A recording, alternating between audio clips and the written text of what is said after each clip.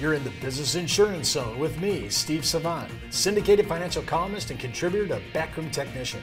This week on the Biz Disability Insurance for Individuals series and our tribute to disability awareness for the month of May 2013. And on today's show, Marketing Disability Insurance with Marcy Pruitt.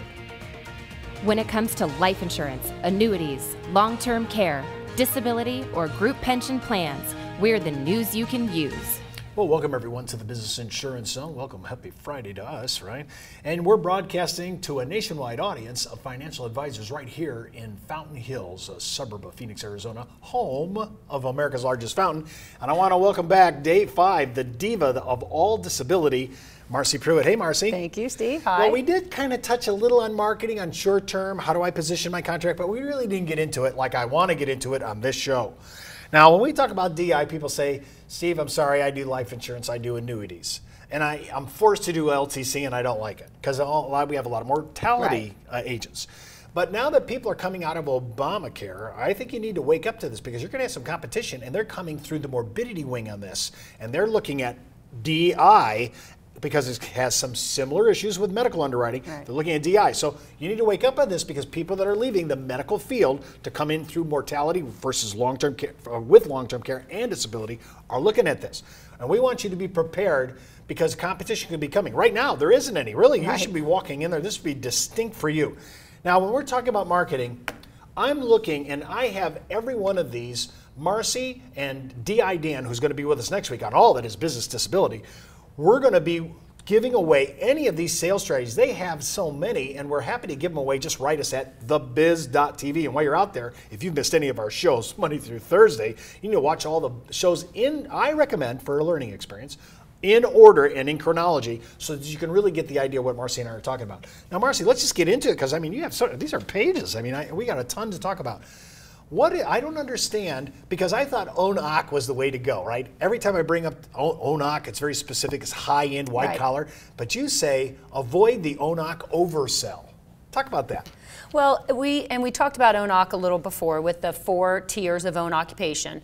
And unless you're highly specialized and a trial attorney, a litigator, a specialized physician, that could be an oversell. Because think about it, what is an executive going to go do that's completely different, that doesn't use their skill set in administration and talking on the phone, driving, consulting, everything, your daily duties as an executive. So a modified ONAC, which can be anywhere from 10 to 30% less expensive, serves the masses. I mean, it's a good, solid policy. So you don't recommend bringing this up. You think it's been an oversell, it's been a problem. Well, and it has been, and in the industry, which has been very cyclical, there were times when carriers removed the ability for physicians to buy the ONAC. I mean, so because it was overused and oversold, and with the consolidation of the industry, and now carriers, the players that are left, they're very aggressive, and we're seeing it come back in very favorable again. Well, no, we talk about NonCan all the time. I want a policy that's non-cancelable, they can't raise my rates, all those things, all those golden things that consumers want. And I think that's a great thing to have.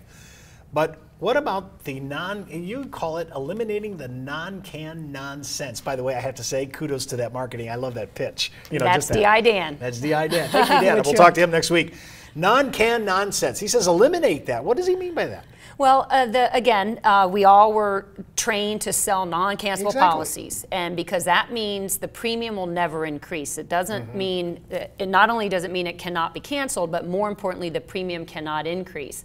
A guaranteed renewable policy, it cannot be canceled, but the premium can increase.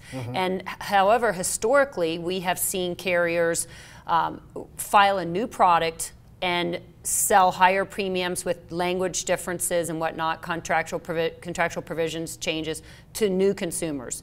The book in force, if it's a guaranteed renewable product, the carrier would actually have to file rates with the state for everyone in that occupational rating and prove loss ratios, and that's really never happened. So to look at a contract where you can save as much as 30% by using a guaranteed renewable definition, it makes perfect sense. Now, that's, historically we haven't seen price increases. A very young professional getting into a policy today, I would probably still do non-can.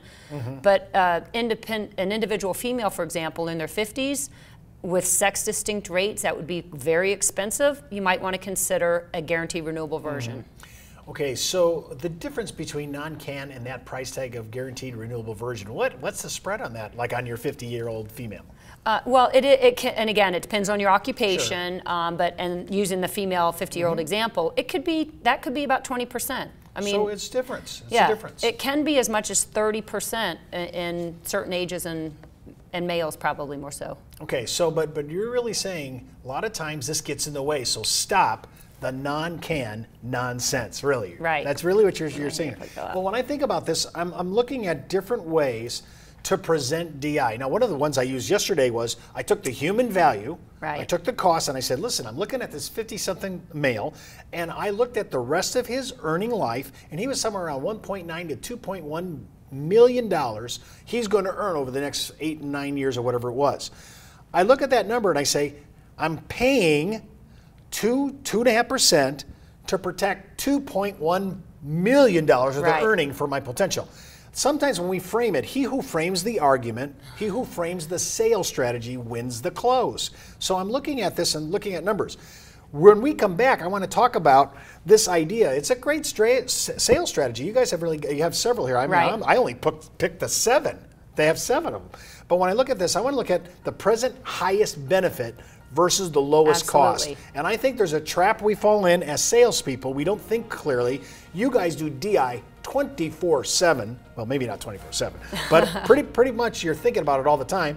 And I want to talk about that when we come back from the break, because I think this is the right way to sell DI. We're talking about marketing all this whole segment. So when we come back, we're going to talk about this, because this is sales strategy number 1. Absolutely. So when we're back from the break, we're going to continue our talk about marketing disability insurance, part of our disability insurance series with Marcy Pruitt.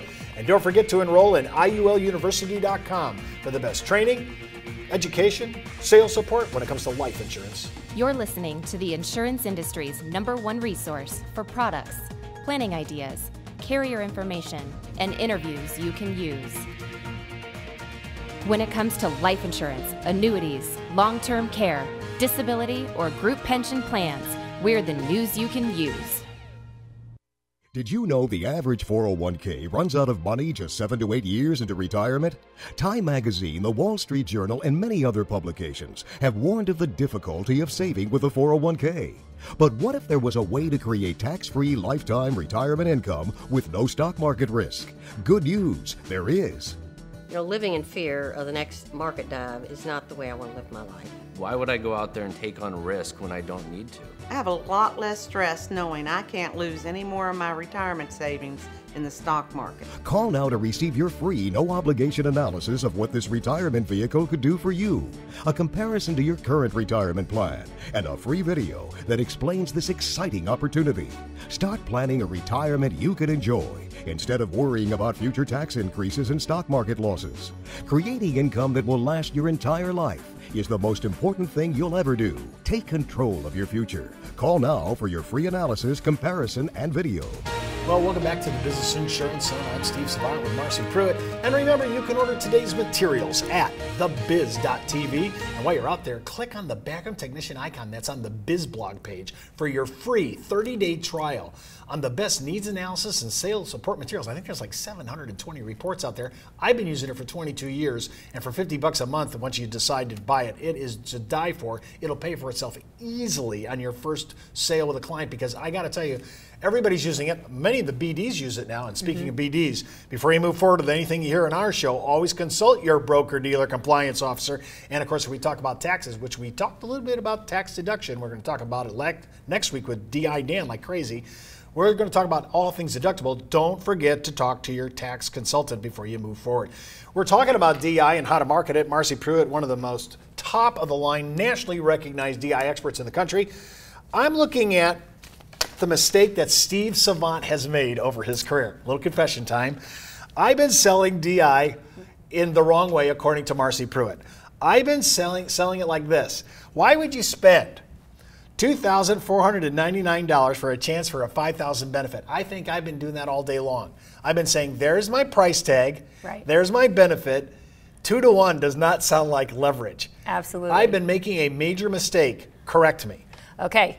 Well, and most agents sell the wrong way. They sell the the highest, highest annual premium for the monthly benefit. And every illustration you ever see will have the potential to age 65 or 7 out there. So the examples we used before, where we talked about your earning potential, if somebody was on track to earn $1.9 million with their human value calculator, then you want to sell that potential benefit, which is right on your illustration, your earning potential of $1.1 million, and break down that $2,500 annual premium by a daily cost. So for $6 a day, for example, you potentially can be paid $1.9 million of benefit.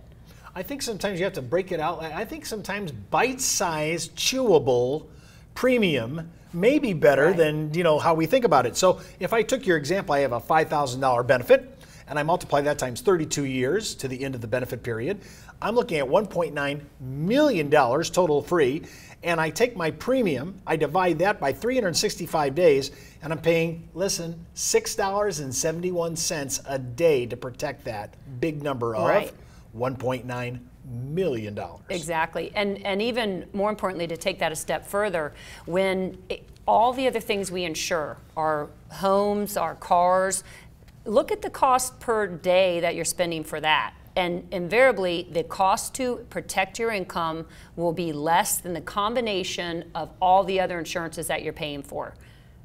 I'm looking at their sales strategy too, and this is this yin and yang. I mean, I can't tell you how many carriers on the mortality side are now adding morbidity riders like catastrophic care and DI. But I noticed that you have this double bookend protection idea. Talk about the protection, double bookend protection with critical illness and retirement protection. That was the shocker to me. Right. Well, most disability policies on the long-term basis have like a 90-day wait payable to 65. Well, think of that, the deductible, the 90 days. If you have a critical illness policy, as soon as you're diagnosed with the cancer or kidney failure or stroke, whatever, one of them, there's 12 to 18 major critical illnesses, you receive that lump sum of money. So on the front end, you get your lump sum of money. Then you have your disability policy payable to expiration, which is typically age 67.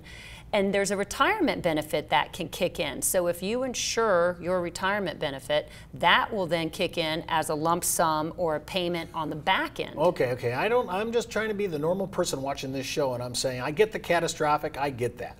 I think everybody's there. But you just said, so if I'm putting away a couple grand, a month into my 401k or my other retirement plan, I can insure the entire contribution? The contribution against plus employer. Disability. Right. The employer match as well. And so you set up a separate policy, and that money goes into it. When you become disabled, that money would go into a trust. So you're essentially continuing to fund your nest egg. Because what happens when you're totally disabled? Your contribution stops. Most Americans take hardship and cash it out. So that's going to be in addition. So if I have a long-term DI, that's one policy. Right. But they're going to look at this as a standalone income issue for retirement. Correct. Oh, wow. So it's a lifetime stream of income. Your DI runs out, and now you have your retirement. So, I know we got age issues and so forth, but basically, are people looking at this now? Absolutely.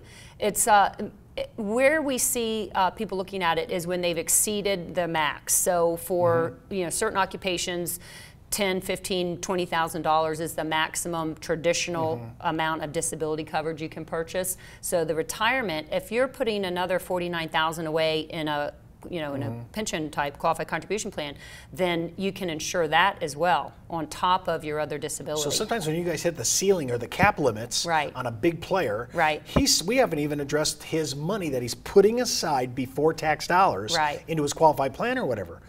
Man, I think that'd be huge. Now, does it have to be a qualified plan, or could it be non-qualified life insurance, as an example? Well, it's a qualified contribution plan. Defined benefit would be exceptional with the track record, but typically some, 401k, SEP, IRA, KEO, that type of program. Wow, I think this is a huge adjunct to this, because I think people see themselves living longer. Right. And if they got disabled and weren't able to put their contribution aside, they would be short. And we're already talking in America, by the way, we're short already. Some of you will live to 100.